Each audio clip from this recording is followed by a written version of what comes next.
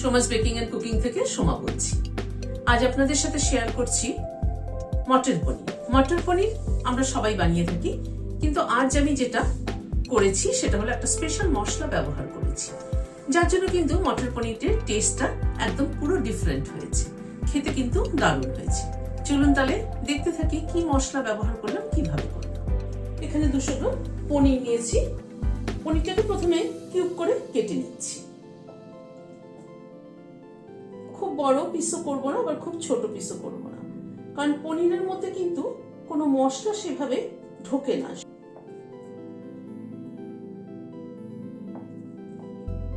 পনিরটাকে এরকম কিউব করে কেটে নিলাম। খুব একটা বড় পিসও করিনি, আবার খুব একটা কিন্তু ছোট পিসও করিনি। পনিরটাকে তুলে নিচ্ছি একটা বাটিতে। এখানে 2টো নতুন আলু ছুলে নিয়ে নিয়েছি। আলুটাকে এবার টুকরো করে নিচ্ছি। নতুন আলু টেস্টই কিন্তু আলাদা, যা কিছুতেই দেন না কেন নতুন আলু, দেখবেন খেতে কিন্তু ভালো লাগে।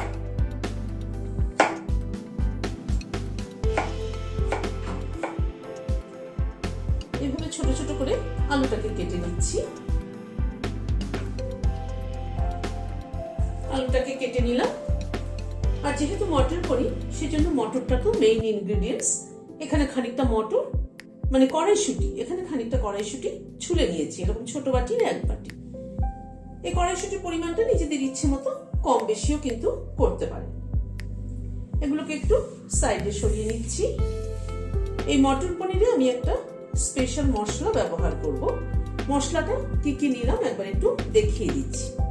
1 চামচ জিরে, 1 চামচ ধনে, 1 চামচ মৌরি, 1/2 চামচ সাদা সর্ষে, মানে হলুদ সর্ষেটা, অল্প একটু মেথি দানা, 8-10টা গোলমরিচ, 3টে লবঙ্গ, একটা জায়ফলের 4 ভাগের 1 ভাগ, 2টো এলাচ আর একটা দারচিনি। এই মশলাটাকে ড্রাই রোস্ট করে গুঁড়ো করে নেব। এই পনিরের মধ্যে অল্প একটু নুন ছড়িয়ে দিলাম। এই 1/2 চামচ মতো একটু নুন ছড়িয়ে দিলাম। পনির ভাজার সময় কিন্তু একটু নুন না দিলে পরে পনিরের ভেতরে নুন মশলা তো সেরকম কিছু ঢোকে না, সেই জন্য ভাজার সময় একটুখানি নুন দিতে হয়। আর পনিরের নিজস্ব কোনো তো টেস্ট নেই। অল্প একটু গোলমরিচের গুঁড়ো দিয়ে দিলাম। সামান্য পরিমাণ একটু সর্ষের তেল দিচ্ছি। নুন, গোলমরিচ আর সর্ষের তেল দিয়ে পনিরটাকে একটুখানি মাখিয়ে নিচ্ছি।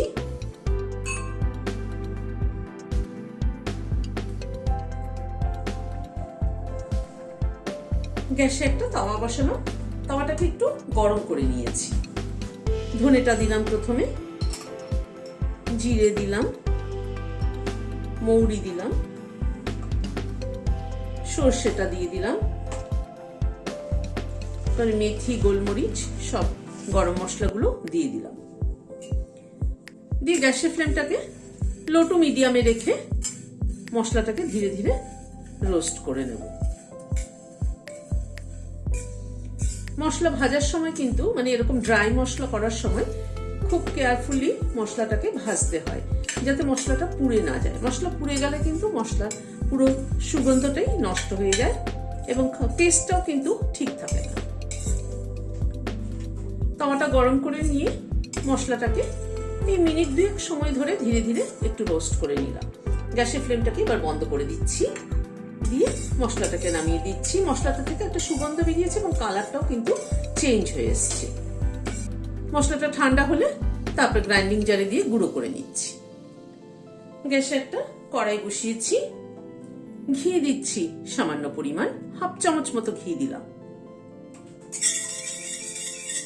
ঘিটা একটু গরম হওয়ার পরে এখানে 5-6 কোয়া রসুন নিয়েছি, রসুনটা প্রথমে দিলাম। তারপরে 2টো কাঁচা লঙ্কা দিয়ে দিলাম। ঘিতে রসুন, কাঁচা লঙ্কা ভেজে দেখবেন ভীষণ সুন্দর কিন্তু একটা ফ্লেভার হয়। রসুন আর কাঁচা লঙ্কাটাকে প্রথমে একটু নাড়াচাড়া করে নিচ্ছি। রসুন আর কাঁচা লঙ্কাটাকে মিনিট খানেক একটু নাড়াচাড়া করে নিয়ে 1 ইঞ্চি মতো একটা আদার টুকরো কাটা টুকরো করে কেটে রেখেছি সেটা দিলাম। আর একটা পেঁয়াজ এরকম বড় বড় টুকরো করে কেটেছি সেটা দিলাম। সবকিছুকে হালকা করে একটুখানি ভেজে নিচ্ছি।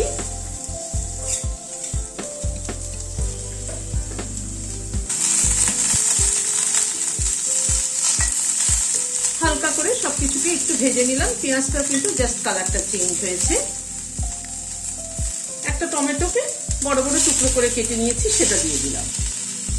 এই মশলা কিন্তু আমরা একসাথে দিচ্ছি না, 1 by 1 দিচ্ছি। তার কারণ হলো যে সব মশলার ফ্লেভারটা এক না, সব একসাথে দিয়ে দিলে একরকম টেস্ট হয়, আর সবকিছু 1 by 1 দিলে পরে তার কিন্তু আরেক রকম টেস্ট হয়।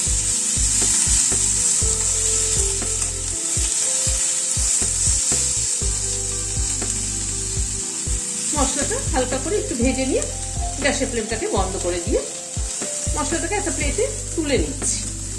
মশলাটা তুলে নিলাম। এবার একটু ঠান্ডা হলে এটা মিক্সিতে দিয়ে একটা পেস্ট তৈরি করে নেব। কড়াইতে সাদা তেল দিচ্ছি। তেলটা গরম হয়ে গিয়েছে, আলুটাকে ছেড়ে দিচ্ছি। আলুটা আমি একটু বয়েল করে নিয়েছি।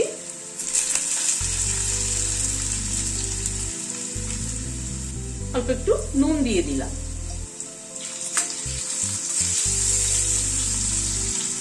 আলুটা যেহেতু বয়েল করে নিয়েছি, সেই জন্য আলুটাকে ভেজে তুলে নিচ্ছি। তা না হয়তো মশলার সাথে কষালে আলুটা কিন্তু গলে যাবে। আর আলুটা ছোট ছোট করে কাটাও।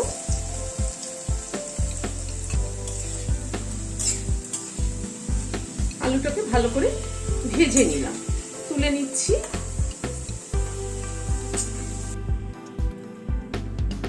ওই তেলে 1 চামচ ঘি অ্যাড করে অল্প একটু সাদা জিরে দিলাম, একটা তেজপাতা দিলাম। ফোড়নটা একটু ক্র্যাক করা অবধি অপেক্ষা করব। গ্যাসের ফ্লেমটাকে একদম কমিয়ে রেখেছি। এবার এই মশলাটা যেটা পেস্ট করে নিয়েছি সেটা দিয়ে দিলাম।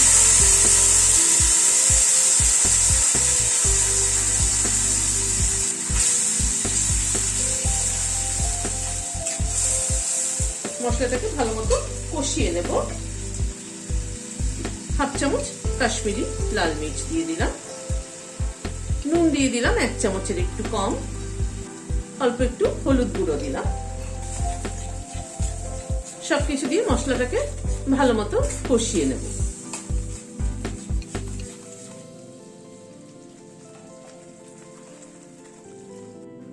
মশলাটা অন্যদিকে কষানো হতে হতে আমি একটু পনিরটাকে হালকা করে টস করে নিচ্ছি। অল্প একটু সাদা তেল দিয়ে দিচ্ছি।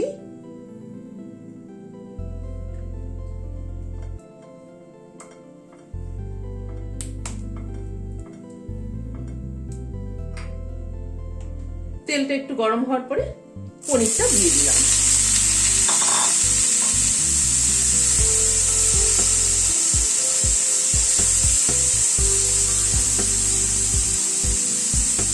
পনিরটা কেউ চাইলে কাঁচাও কিন্তু মশলার মধ্যে অ্যাড করে দিতে পারে, কিন্তু আমার খুব একটা পছন্দ হয় না কাঁচা পনির, সেজন্য আমি একটু হালকা টস করে নিচ্ছি। পনিরটাকে হালকা করে টস করে নিলাম। এবার পনিরটা নামিয়ে নিচ্ছি।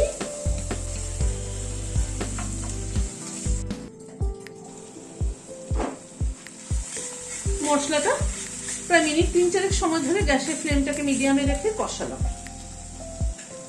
এবার আমি এখান থেকে এই যে গুঁড়ো মশলাটা করেছি সেখান থেকে 1 চামচ ছড়িয়ে দিলাম। আমি কিন্তু আলাদা করে আরেকটু দিয়ে দিচ্ছি। আমি কিন্তু আলাদা করে জিরে, ধনে বা গরম মশলার গুঁড়ো ব্যবহার করছি না। এই মশলাটার মধ্যেই সবকিছু রয়েছে।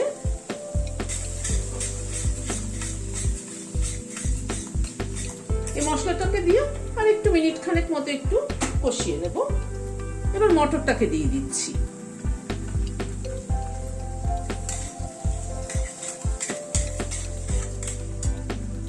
এই ভাজা আলুটাও দিয়ে দিচ্ছি।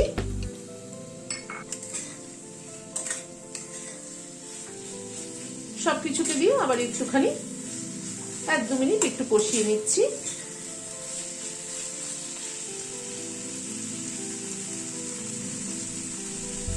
এক চামচ চিনি দিয়ে দিলাম। নুন মিষ্টিটা নিজেদের পছন্দ অনুযায়ী দেবে।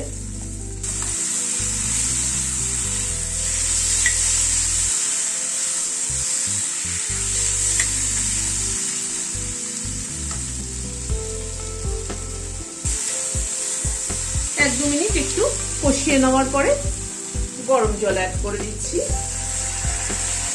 রান্নায় কিন্তু কখনোই ঠান্ডা জল ব্যবহার করবেন না, রান্নায় সবসময় গরম জল ব্যবহার করবেন, তা না হয়তো রান্নার টেস্টটাই কিন্তু পুরো মানে ঠান্ডা জল ব্যবহার করলে পুরো টেস্টটাই পাল্টে যায়।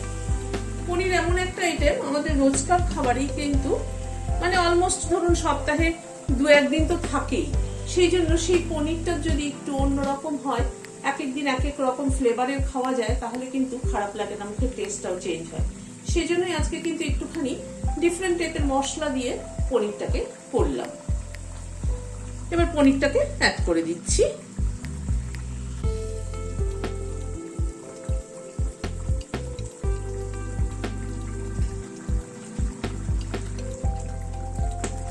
দু 3 মিনিট মতো একটু পনিরটা ফুটে উঠলো, একটা কাঁচা লঙ্কা মাথাটা ছিঁড়ে অ্যাড করে দিলাম।